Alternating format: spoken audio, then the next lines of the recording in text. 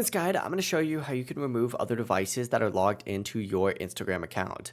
If this guide does help you out, make sure to like the video and subscribe to the channel with all notifications on. If it really does help the channel, it lets us know that you want more content like this. We'd greatly appreciate it. And if at any point throughout this guide you did have any questions, just ask them down in the comment section below and we could help you out further. I'm going to be doing my best to reply to every single comment down there. Now, if you logged into Instagram on an old phone, a friend's device, a public computer, or you think someone accessed your account, you can actually manually log those devices out in just a few seconds. Begin by opening up Instagram and tapping your profile picture down in the bottom right, and then tap the three lines up in the top right, and you're going to see a tab for Account Center right here. Go ahead and select that. From here, if you scroll down on here, you're going to see a password and security tab. Essentially, go ahead and open up that tab and then go ahead and find the option that says where you're logged in. Select that and then find your Instagram account on here. And as you can see, it currently says I'm logged in one other location apart from my current one right here. But select this and you're going to see every device currently logged into your account. And then of course, to remove something, you simply have to go ahead and select it